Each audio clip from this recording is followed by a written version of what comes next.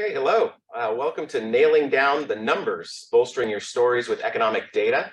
This is a CEBU training webinar that's aimed at college students and early career business journalists. I'm Jake Batzel. I'm the O'Neill Chair in Business Journalism here at Southern Methodist University in Dallas. And I'm really excited to be hosting this session today during my actual business journalism class. My students are here. I've been brainstorming questions for the Q&A session that will be moderated with our panelists a little bit later here by SMU senior Grace Lawrence. So our session today is organized by CEBU's University Outreach Committee, which is a group that runs training events and also encourages college students and university journalism programs to get more involved with CEBU. Today's training session is going to cover tips and strategies on how to locate and navigate economic data, as well as how to bring those numbers to life in your stories. And we got a couple of great panelists with some great presentations with some tips along those lines. So I'd like to introduce our presenters today. We have Sarah Foster, who's the Federal Reserve and economy reporter for Bankrate.com. Originally from a small town in rural Illinois, Foster developed a passion for economics while watching her community recover from the Great Recession. She previously worked for Bloomberg News, the Chicago Tribune, and the Chicago Daily Herald, and she's often interviewed by national and regional media outlets. Anna Hernandez-Kent is a senior researcher for the Institute for Economic Equity, IEE, at the Federal Reserve Bank of St. Louis. And her primary research interests include examining economic disparities and opportunities through a demographic lens, also exploring wealth outcomes and wealth inequality, and highlighting the role of systemic biases and historical factors in facilitating or blocking wealth accumulation. So the format of our panel today is we're going to start with a couple of presentations from our panelists, and then move to the Q&A led by my student Grace Lawrence. But without further ado, welcome to Sarah and Anna. And Sarah, if you'd like to get things started with your presentation, take it away. Thanks so much, Jake. Let me go ahead and share my screen, and thank you everyone for joining the call. I've been so looking forward to this, so I'm very excited. So I thought I'd open up with a little story. Obviously, it's no secret that inflation has been really the biggest buzzword of 2022. And we'll get down further down in the presentation, we'll talk about the Department of Labor and all the wealth of statistics for inflation that you can get there. I mean, just for example, you can get as granular as looking at peanut butter inflation or even, music subscriptions inflation. But I think if there's anything that you take away from my portion of the presentation today, I really hope it's that, finding data isn't the most important question. What is, at least in my perspective, is figuring out how to tell the data story in a way that really serves your readers.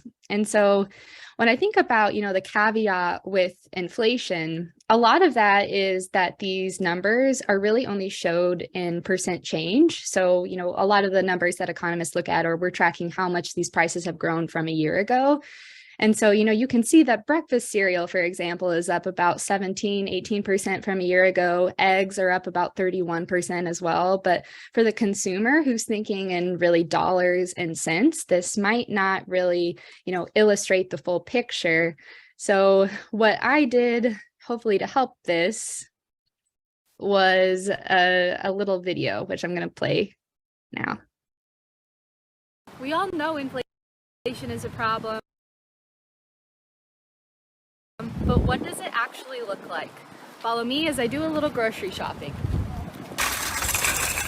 On my grocery list is a sampling of just 6 of the most inflated food items: eggs, chicken, butter, oranges, milk, and coffee. Eggs are one of the most inflated food items, rising a whopping 32.2% in May from a year ago. On this trip, a dozen eggs cost us $4.49. Next on the list was chicken. Chicken rose 17.4% from a year ago, the biggest increase ever. The price tag was $9.16 for a little more than a pound of boneless, skinless chicken. Butter rose 15.9% from a year ago, costing $4.49. Oranges are up 14.6%, and they cost $4.99 today. Up 15.9% from a year ago is milk, which cost $6.49 today.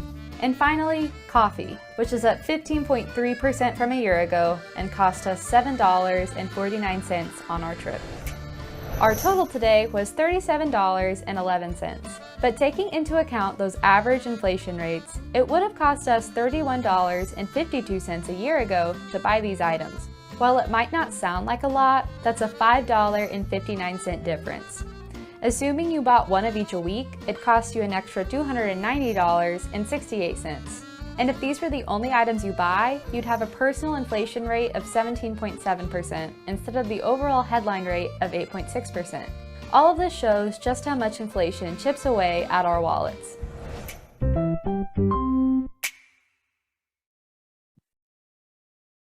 We all don't want to watch it again. Let me go on, but that was really just a little example about, obviously the caveat is that the numbers have changed since the last time we did that video, but it was just a little example of hopefully kind of putting perspective what these numbers mean for everyday people who really don't have any kind of knowledge about economics. Maybe they haven't even spent any time looking at the inflation report. You know, these are very entry-level people. And so I think this really gets at kind of the secret. I really see data as the secret to business reporting. It's, you know, it houses story ideas, arguments, illustrations, examples, and it really makes your story come to life. But I think a big thing that I've really been learning in my career and focusing on, especially at Bankrate, which is a very consumer-focused publication, is, you know, knowing what data to choose, what's most important to your readers, and then, you know, finding the best way to describe those numbers. That's what really comes to play and makes your stories stand to life, because, you know, numbers on its own don't really add much. Context is what adds a lot. And so I think these three questions that I've listed on the slide are things that I'm really trying to ask myself every day when I'm writing something, whether it's an article or a video script. And I think, you know, obviously the goal with journalism overall is helping empower people with information that can help them live a better life. And for business journalism, it's all about helping them maybe be a more mindful consumer or even a more mindful investor. So I don't want to spend too much time on this list. I just was hoping to have kind of like a repository of information for anybody who wants to come back to these slides. These are websites that I go to pretty much every day. They really come in handy for a lot of my storytelling. You know, obviously the first one at top is the jobs data, which comes from the Department of Labor. Once a month, typically the first Friday of the month, they'll have, you know, the employment situation report, which is kind of like a all hands on deck. Everybody's looking at it. Matters to everybody, but there's lots of other sources out there. Like, for example, the one I'd really like to highlight is census data. Census has a wealth of resources as well that you can use. I mean, you can look at poverty rates, you know, median household income, all of that information. But a really good workaround, which a colleague of mine at Bankrate shared with me, which has been pretty indispensable, is censusreporter.org, which makes it very user-friendly. It's a lot easier to navigate, and it looks really nice too. So that's a good thing to have maybe in your bookmarks as you're writing stories. Another thing I use a lot is the Atlanta Fed's wage growth tracker, which looks at wage growth for a really good slice of people, people who have, you know, stayed in their positions versus individuals who have job hopped and maybe even found a new position. You can even look at, you know, demographics. And I think that's a really important way of telling stories as well, since the same thing for it's not necessarily the same story for everyone. And kind of coming out of the pandemic, I wanted to highlight the last thing, which is real-time data sources, or, you know, at least realer, in the sense that, you know, during the pandemic, a lot of us were looking for information on how the coronavirus was impacting the job market, you know, small businesses, all of that information. But we were left having to wait for months at a time for the government to release some of those sources. And so we've kind of supplemented those blind spots with really good data from Indeed on job openings.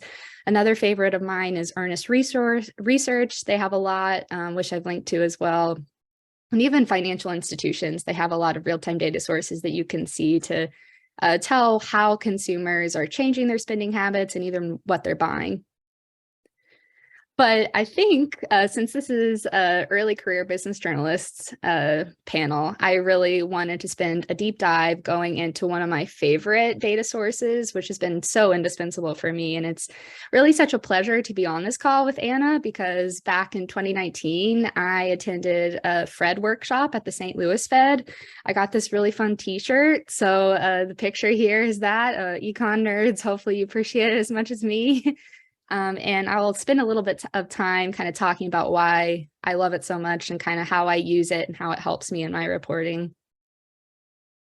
And so I think the first example here really is that Fred is visual, which is its greatest strength. And so if you're looking at the Department of Labor's inflation reports, you might not really be able to tell, obviously they give you the year-over-year number, the month-over-month number, but you'd like to easily compare that with how it looked throughout the year, 2 years ago, 20 years ago. And so that's why I really like Fred. Is if you go to this link here, you can look at core inflation, which is inflation that excludes those volatile food and energy categories on a different, every kind of different basis, you can really ever think of. But another really great thing about it is that you can add data sets to these numbers. And it really helps you also create a really good visual for yourself, just as much as your readers, that can really help you tell the story. And so by going to that add line kind of component on Fred, you're able to add multiple different data sets. And so you can see here that by adding headline inflation, which is all items across the board, and comparing it with core inflation, which excludes those food and energy categories, you can see for yourself this main story about inflation, which is right now, it's even when you strip out those food and energy categories, inflation is picking up, and core inflation, in September hit a fresh 40-year high. And I think it's worth noting too that you can do this on the Labor Department's website, and maybe if you go peruse it for yourself, you might find that you like it a little bit better. But I think for me personally, why Fred is so indispensable is because it gives you a lot more freedom, at least to analyze data, add data sets, whatever data sets you want, and to do it kind of at your own autonomy. And one of the best examples I have here is indexing. And for people who are getting started, even myself too, I was kind of having to teach myself these things because I didn't study econ, I didn't study math. It was, so many of us in business journalism are kind of trial by fire here. But I think of indexing kind of like a horse race. And so the reason why you start horses from the same starting point is because, all of them can run, but you really want to see which one can run the fastest. And so kind of the same thing applies with data here. You might want to compare data sets from the same starting point to see which one grows faster or slower. And so this is just kind of the tip of the iceberg here, but I went into Fred and I wanted to see how total US employment compared to employment in my home state of Illinois after the Great Recession. And because I indexed it to the end of the Great Recession, you can see here that employment growth eclipsed that of employment growth in Illinois. So not as robust as it was for the rest of the country. And the way you would do that is kind of similar to the way that you would add a line on Fred. You literally just go to that same kind of section on the right-hand panel, and then instead of units doing percent change, you'd go down to index, and then you just select whatever date you want to index it from. And so now that we kind of touched on, how to find the data, obviously the most important part is figuring out how to tell the story. And so I thought the best example here would be the Fed.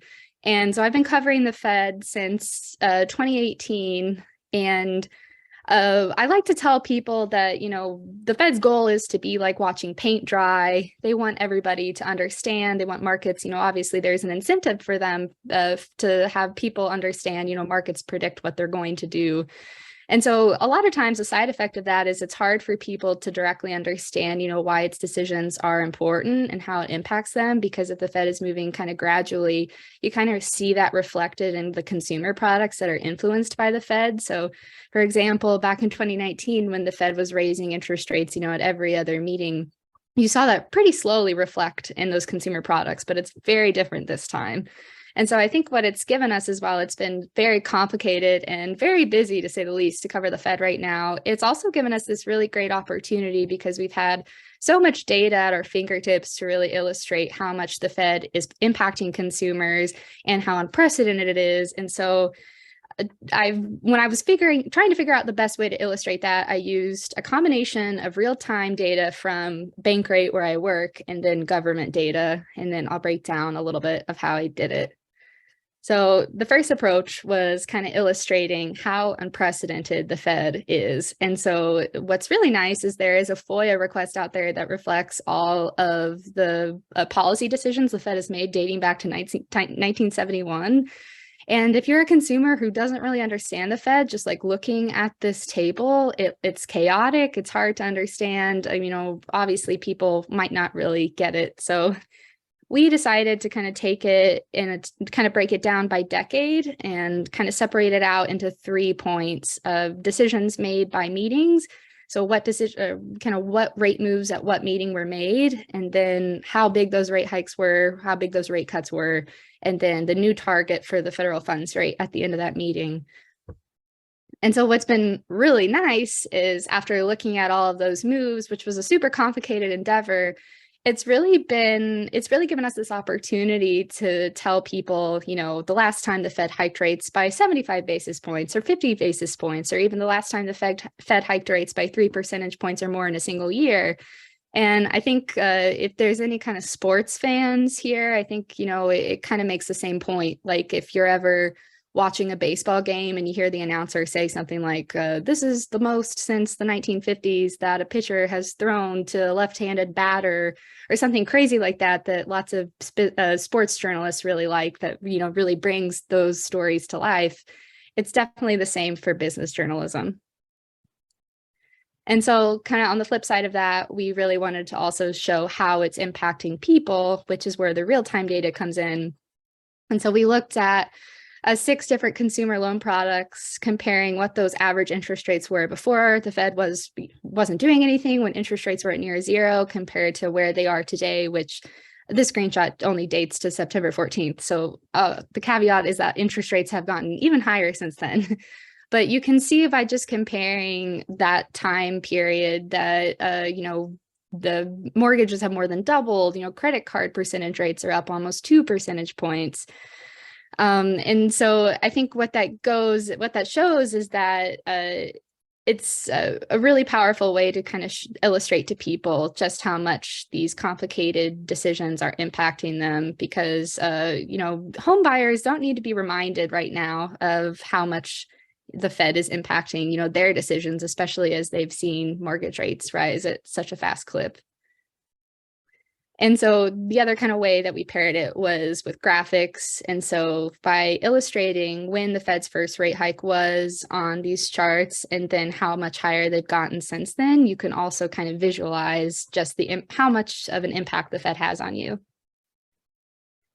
And so just to wrap up, I think something I also realized in, a little bit later than I wish I had, because it's really helped me with my writing and with the way I work with data, is thinking about business journalism and, all consumer reporting in general with an empathetic lens. I think when you're writing, it's really helpful to always put yourself in the reader's shoes and ask yourself, how can I best illustrate this point? How can I make sure everybody is understanding what I'm saying? I think obviously we do this so well with our writing, but it applies with numbers just as much as words. And so we can also kind of talk about maybe later on in the presentation about finding real people. I have a screenshot of a story I worked on recently that really stands out to me. Just kind of, obviously real people really bring their stories to life. But if anyone has any questions, obviously we'll get to the panel, the Q&A after this, but I have my email on my slides, and I'm super happy to help at any time. So feel free to reach out. Excellent. Well, thanks so much for that, Sarah. I think it's, there's a lot of love for FRED, Federal Reserve Economic Data, which is maintained by the Federal Reserve Bank of St. Louis. Which sets things up nicely for Anna's presentation, because Anna also works at the St. Louis Fed, and also the Institute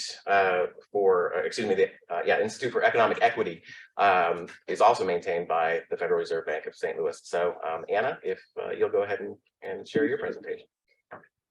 Great, thanks, Jake. So yeah, everyone, hi, I'm Anna Kent. I'm a senior researcher at the Institute. And if you haven't come across a disclaimer like this, you probably will many times throughout your career, which is me saying that these are my views and not necessarily those of the Fed or Fed system.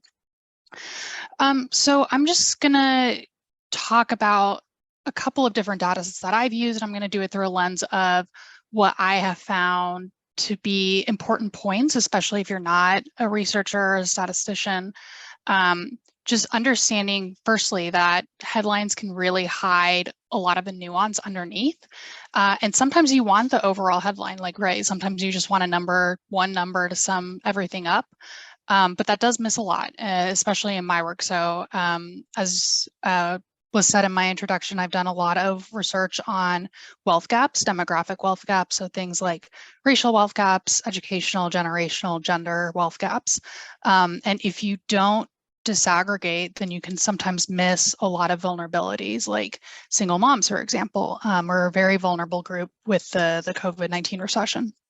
So that's one thing. And then just talking about, you probably at some point in your careers will come across conflicting evidence, and understanding why that is, I think, is really important. So sometimes you might get a different story just because the data set that those researchers are using is different, or the time frame is different.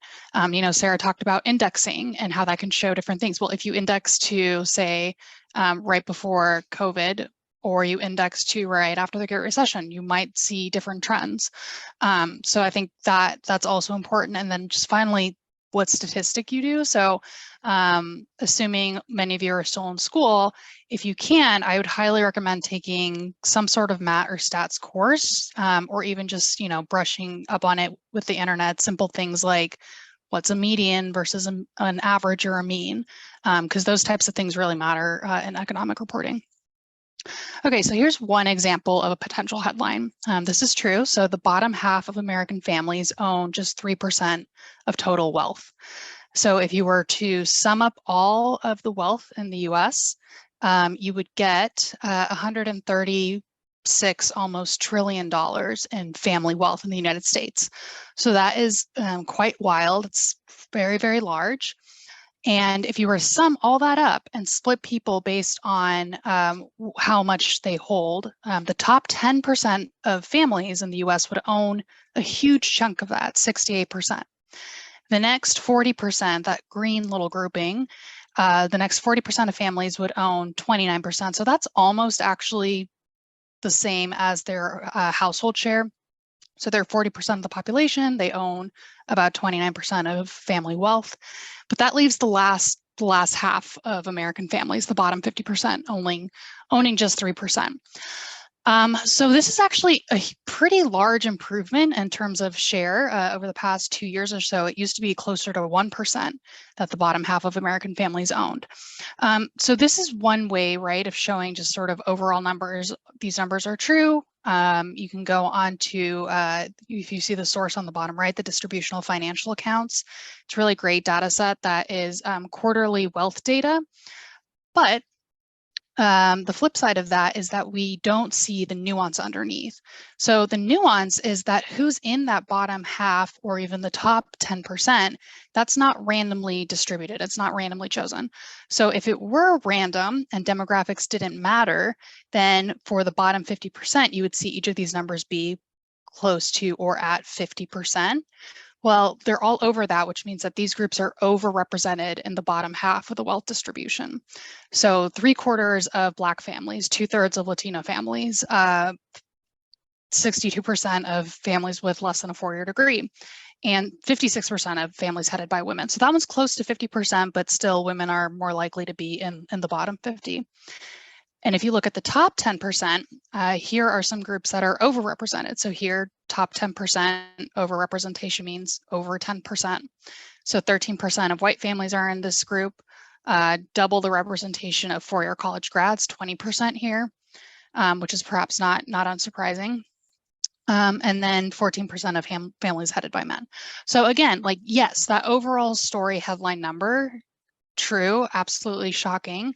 But understanding kind of the people behind the data and then who's behind these numbers, I think is critically important as well. Okay, so here's another question as a business or economics reporter you might ask yourself. So what's happened to families' wealth since COVID-19? And here's where indexing could really come in handy. So here I'm indexing to right before COVID. So the fourth quarter, this is quarterly data. So the fourth quarter is like October, November, December of 2019. So all of these groups are going to be compared to themselves over time. So what you see here is that for whites and blacks, there was a dip in the very beginning. That's COVID, that dip, the stock market crashed. And then a very quick recovery, right? That just on average, this is average family wealth. That lasted just a quarter, and then they boop, boop, boop, zoomed up again. But what's interesting is, and I kind of bolded it here, is the Hispanic groups, their wealth on average actually never fell, and it continued to rise. And even in the last 2 quarters, so this is, this year, 2022, other families, whites, blacks, you've seen their average wealth dip. Again, not sure how much you guys have kept up with stock market news, but that's not doing so well. It's pretty volatile in the last couple of quarters at the beginning of this year. But it's not affecting Hispanic families' average wealth, which is odd, right? So if you didn't do this type of disaggregation, you wouldn't probably see that in the overall numbers, right? If you were just to look at families as a whole, or if you were to look at income categories. So it's really useful to be able to look at average wealth, wealth adjusted for inflation, because as Sarah said, that's a huge deal. So this makes that adjustment as well, just for inflation, and then indexing by different groups. So why is it that Hispanics' wealth hasn't really fallen on average? This is another really nice thing. You can go to, again, the distributional financial accounts. There's a lot of options for pointing and clicking. You can see total assets or liabilities for a group. You can see their shares for each of these different categories. So here, what we're seeing is by race, ethnicity, what do their assets look like? What are the different breakdowns? And as you can see, the circled part with the blue for Hispanics, that's real estate. So they're way more heavily invested in housing, real estate than the other racial groups. So it could be that they haven't really seen that weakness because the housing market's still kind of doing okay. And if you were to see something like a housing bubble pop, not saying that is going to happen, but if we were to see something again like the Great Recession, it's probable that Hispanics would be more affected than other racial groups on average, just because they're so heavily invested.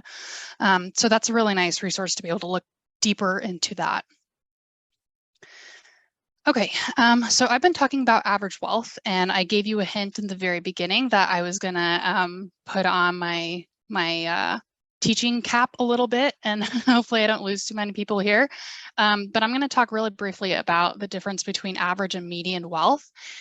So average wealth, if you think back to maybe a high school stats class, or you've taken stats class in college, averages are more sensitive to extremes, right? So with wealth, as you saw in the very beginning, a very small amount of people hold a huge portion of the wealth in the US. That means that that's an extreme, right? You have your Jeff Bezos and your Oprahs and your whatnot, a few amount of people holding a ton of the wealth. So what that means is that we're talking about average wealth that's really going to be more representative of a wealthy family.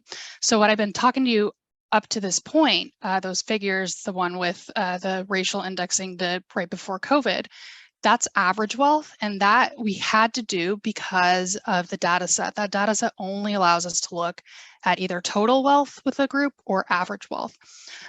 So that is a limitation compared to something that we prefer to use at the Institute, which is median wealth. Median because that means right at the middle. So if you ordered everybody by how much wealth they have, the median would be the person or family right in the middle of that distribution.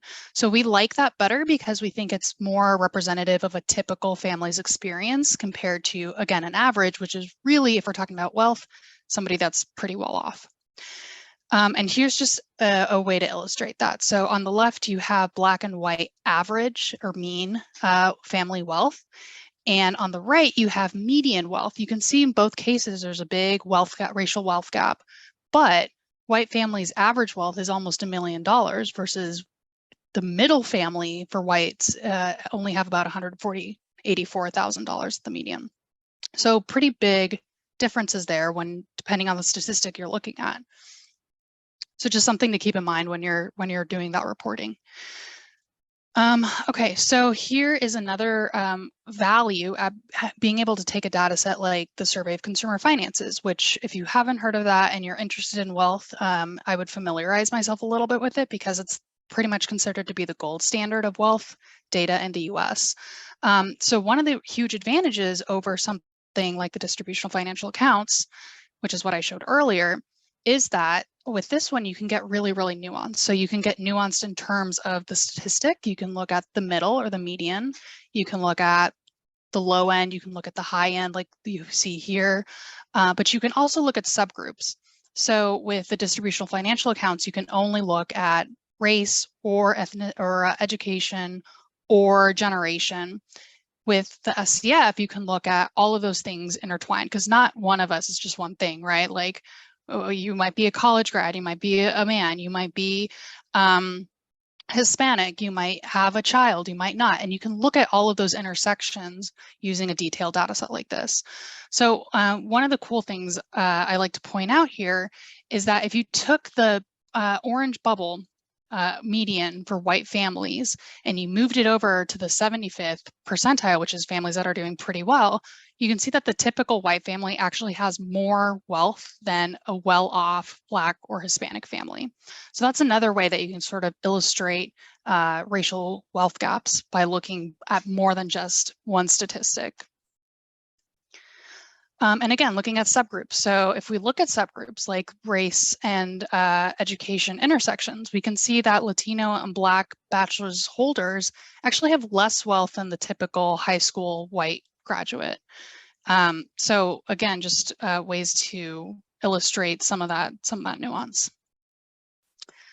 All right, I know I'm running out of time, but I did want to point out another really useful tool that I think. This is the potential economic growth from closing some of these gaps. So oftentimes people sort of push back on the type of research that I do showing these kinds of gaps because they're like, okay, well, what's in it for me? Or doesn't this mean that some groups are going to be missing out if we try to pull up other groups? And what this tool is showing is that actually, no, it's not a zero-sum game. We can raise the economic output and potential of states if we lift up and close gaps by race and by gender. So in this case, we're looking at gaps in earnings, employment, hours worked, and educational attainment. And if you go to this website, which is listed there at the bottom, you can toggle to a different state if you're interested in that. You can just close racial gaps or just close gender gaps.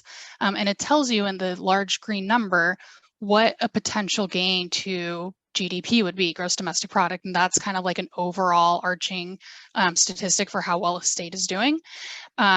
And how well it's growing and its economic potential, as well as what the baseline we simulated from was. So here you can see that in Missouri, if we had parity, if we closed racial and gender gaps, we're basically leaving about $32 billion on the table from a baseline of 110. So that's pretty significant.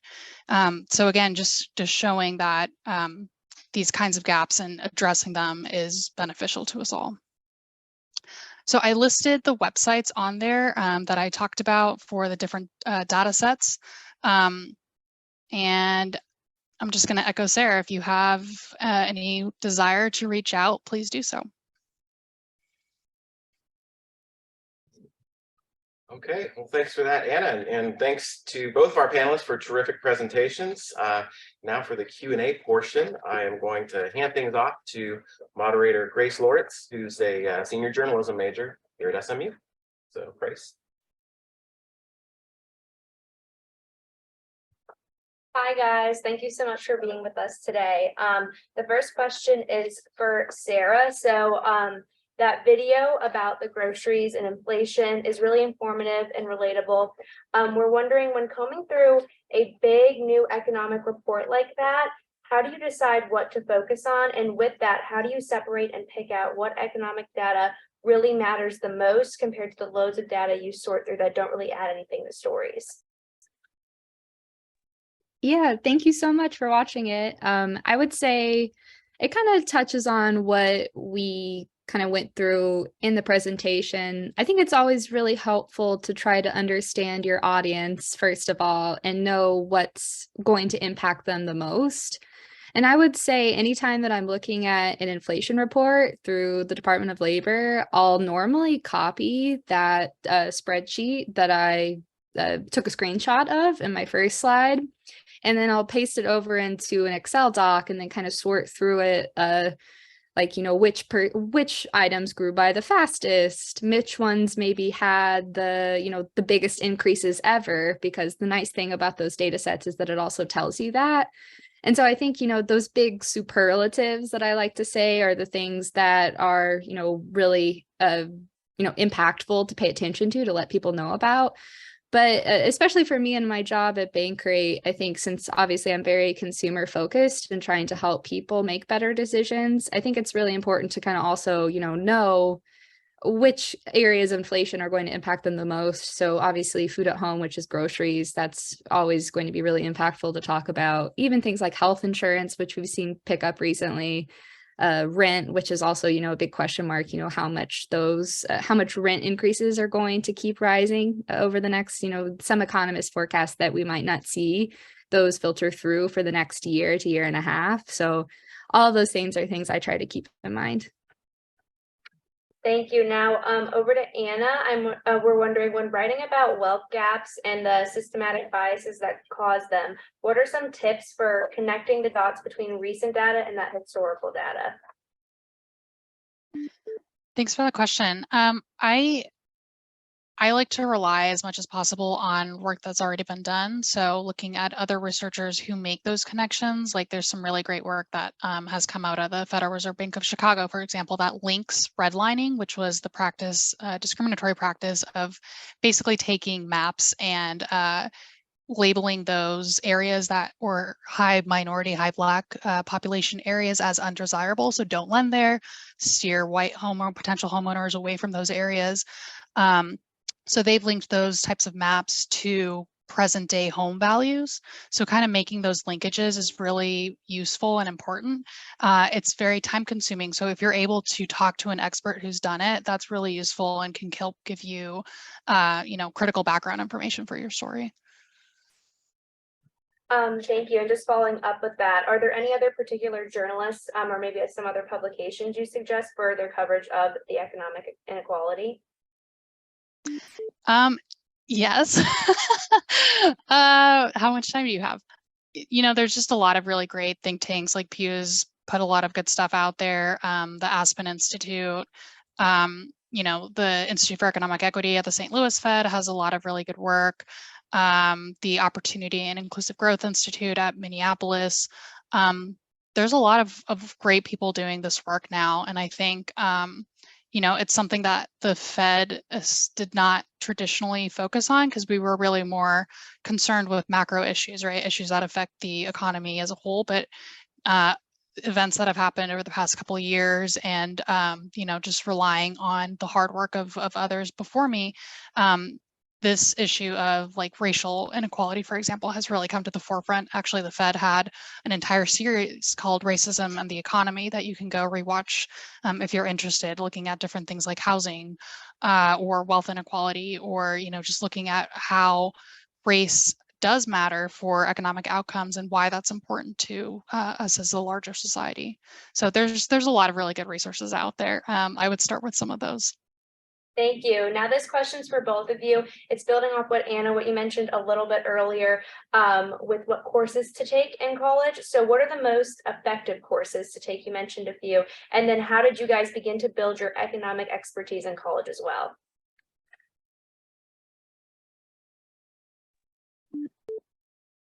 Go ahead, Anna. Okay.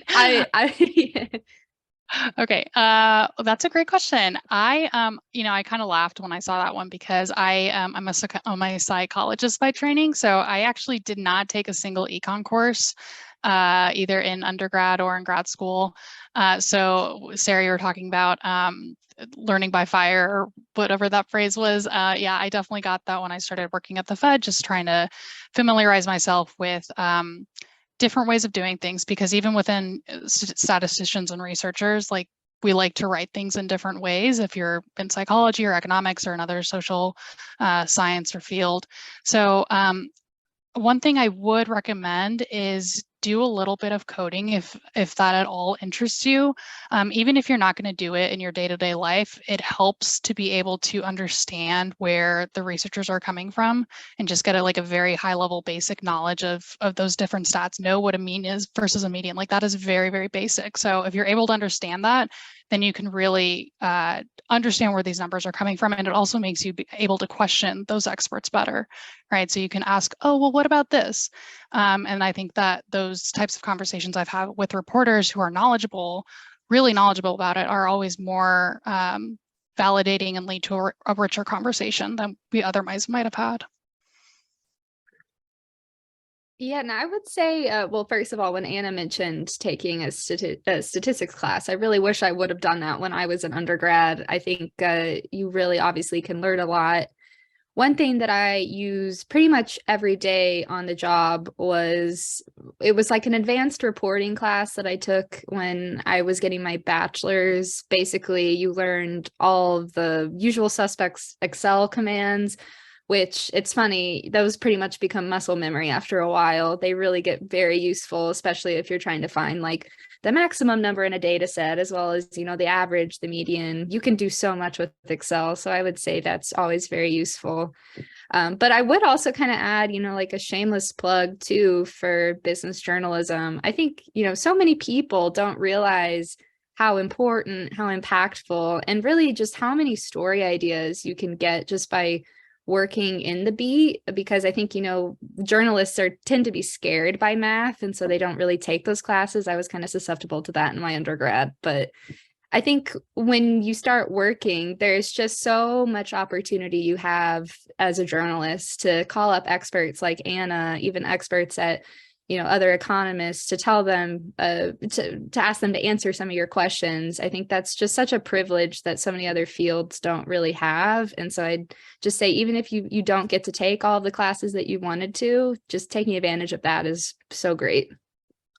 Another question for you, Sarah. What are some of your tried and true strategies for finding humans who represent the data that you're finding? And how do you find sources, especially for that boomerang employee and recession fatigue story? Yeah, the funny thing is that it's honestly so much easier when you're in college to find everyday people, because you're already on a campus. Most of the time you're reporting for maybe your campus newspaper, maybe about the community. You can go on the street and find people. I think something that I didn't realize is, before working for a national publication that covers, everything, was that it's really hard to find people sometimes. So I think the best thing, I really utilize social media a lot. And even when I'm not just trying to find people to interview, I'll use it for story idea gathering. I'll, put in something that I've been thinking about writing about in a search bar, see if other people are talking about it, message them, maybe see if there's a time that we can connect. I think another kind of like the shoe leather reporting people talk about is obviously very important. If you're trying to find people to talk to for a story, it's a good idea to know maybe where those people hang out at so you can find them. And I think really just not giving up is the best example, because again, when you're casting such a wide net, you can find a lot of people who might not really fit the story that you're looking for. And so talking to as many people as possible is always the best thing to do. Thank you. Back to both of you. When it comes to college students and Gen Z, what economic data do you think isn't written about or covered enough within people's lives? And what economic stories have the best potential to connect with the Gen Z audience? That's a great question too. So a colleague, Lowell Ricketts, and I did a recent blog post on Gen Z versus millennials student loan debt, and Gen Zs hold like 13 to 14% more on average, or at the median. It actually came out similar. So yeah, they tend to hold more. And I think in terms of what's missing or lost, there's a lot out there on student loans. Like, that is such a hot topic that there is a lot out there. I think one of the things that sometimes gets lost is that nuance. So we didn't look at Gen Zs for this other project, but we did look at the returns to a college degree. And oftentimes people will look at data and say, oh my gosh, like the returns on a college degree, like that just keeps going up. Like college degree holders, their wealth keeps rising, blah, blah, blah, blah. That's true if you look kind of over time at everybody lumped together. But if you take a generational approach and are trying to compare different generations, then the story's a little bit different. So 1980s born folks, which is the youngest group that we looked at, their returns are not as strong as, say, somebody born in the 1940s. And same thing if you disaggregate further and look by race and ethnicity, like Black college grad millennials, they basically, their wealth is no different than that of a Black millennial who did not go to college.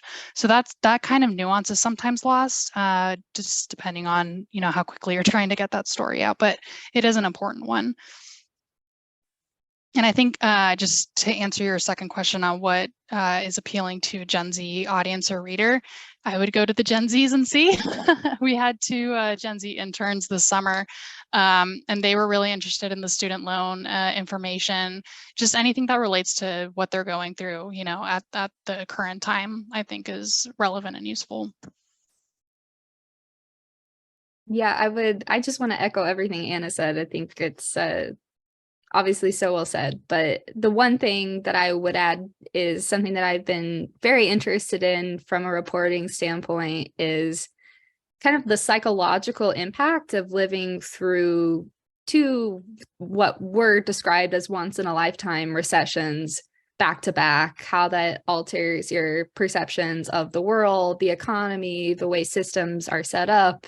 And I think this is something that I kind of only really got to the tip of the iceberg in that recession fatigue piece. And it's been kind of weighing on me too, since writing that, I think, is learning about how these very devastating events can really upend everything you know. And I think especially for Gen Z, I'm on the cusp. I'm a zillennial, so kind of have my foot in both worlds. But I've noticed a lot of Gen Zers are a little bit burnt out with the way that the system works and the way that the economy is impacting them, especially so early in their careers. And I think this is something that I'll probably be paying attention to, and maybe something, hopefully there's other ways to find this in the data. Those are great answers. For Sarah now, what advice do you have for writing about economic data on deadline? First of all, I think give yourself grace is a very good thing to do. I kind of the story time as well. My first FOMC meeting that I covered, it was chaos. It's kind of like, especially for someone who didn't study econ, you know, you don't really understand what people are talking about. You're kind of holding on for dear life. I think what's really funny is I had a standing desk, and I pushed my standing desk up so I could work because I was hoping that maybe it would help me focus more, maybe make me a little bit less nervous. The good news is that the longer you do it, the easier it gets. You really get the kind of the muscle memory and the understanding of what you're looking for. A lot of times before a Fed meeting, which is super crazy all the time, I'll just have a little checklist of all the things that I like to do. Like I like to compare to the old statement with the new statement. So I'll do that right away. I like to look at the projections when the projections come out and compare them with what they looked like in the previous quarter. It's just, you really, you know what's important the longer you do it. So be easy on yourself. It's going to be a little hard the first few times, but you'll really get the hang of it. That's great advice. Now for Anna, when a college journalist gets an economic expert on the phone, how do you suggest approaching the interview, and what types of questions are most effective in getting them to talk about their research? So for the first part of that question, I'm going to go back to advice I tend to give undergrads who are thinking about grad school, which is to say, when you go on interview, or in this case, when you go to this interview as a reporter, make sure you do your homework. Like, have read 1 or 2 things that person has written about, because I think the worst thing you can do is say, somebody else gave you their name and you just kind of go into that blind and are like, so tell me about your work. Like that is just not a really good way to start that conversation, because it shows that person, that expert, that researcher, that you either have not done your own research and your own background checks, or that, you know, for whatever reason you're lazy or you just didn't want to do it, you didn't have time, etc. So I would first go into that. It's a lot easier to have that conversation if you're like, hey, I read this, I was wondering if you could tell me a little bit more about this, or I saw that you didn't include blah blah blah, or I've been seeing this, you know, being written about by other people. Could you tell me how that connects to your work? Just some way, I mean, just basic tips to connect things. And then the second part of your question, I'm sorry, Grace. Yeah, that was what types of questions are most effective in getting them to talk about their research? Okay, so I sort of covered that, but just questions that are a little bit more probing, or show that you're well-rounded in your own beat, whatever that is. So if you're able to say, hey, I was talking to this other person, their research shows this, but yours is kind of a little bit different. Can you tell me why that might be? Or why do you think you've been finding what you're seeing in the data? That's really helpful. And then one thing that I've seen a lot of reporters do is at the very end, they'll say, okay, is there anything that I missed or anything that you think that I should know? And that's kind of a nice opening, because sometimes the reporters' questions are very, very specific. And, you know, this is what we do day to day. So, you know, it's nice to kind of leave that open-ended question at the end there, so that we can say, maybe think about this, or here's another thing that you might be interested in. Another question for both of you. Now, from your experience, what economic data has been the most challenging to understand, and how did you figure out how to understand it? I have a humbling response, which was, I think when I first was getting started, really all of it was very complicated. I think what's super helpful is, especially when you're approaching like a jobs day, I think, is to kind of think about it in the two survey terms, where you're looking at the household survey and then the establishment survey, and really understanding kind of what you get from both reports, which obviously that's very specific just to the jobs report, but I think it matters for obviously every kind of survey that you're looking at. But again, it kind of goes back to the advice I gave earlier, is the longer you do it, the more questions you ask, the more experts that you talk to who can help you understand it, really the easier it gets. I think what really has to start is, you know, that innate curiosity about it, and just wanting to learn more and wanting to know the why. Yeah, that was really well said, Sarah. I mean, I deal with a lot of complex surveys. So, you know, sometimes the more I dig into something, the more I realize I don't know as much as I thought. So I think you can see that with a lot of different surveys and stories and topics overall. Just the more you dig in, the more you learn, but also the more questions you have, which is really great for being able to round out your knowledge base. Awesome. Another question for Sarah. When considering current inflation, how should we consider other economic stats such as unemployment? Yeah, I think it depends on what kind of lens you're looking at. I think, especially from kind of my point of view, covering the Fed, we kind of think about inflation and unemployment having this inverse relationship, where obviously it's talked about kind of like the Phillips curve, where when inflation is high, it can lead to maybe lower unemployment, and the flip side, which is right now where we're thinking about the Fed getting very aggressive with its interest rate hikes, you know, kind of the side effect of cooling inflation is leading to higher unemployment. And so I think that's kind of the lens that I'm looking at, kind of noticing that they really are all related, because at the end of the day, when someone is having to cut back on spending because they're saying that prices are higher, it could, you know, sap the economy from that growth that could ultimately come back to hurt them in the job market. Hopefully I did not oversimplify that, Anna. Awesome. Thank you guys so much. That's the end of the Q&A session. We've also reached the end of our program with that. So thank you, Sarah and Anna, so much for sharing your knowledge and experience with us. And thanks to everyone who joined us on Zoom. A recording of this webinar will be available on the CEBU website in the near future. Have a great rest of your day, and we look forward to seeing you at future CEBU training events.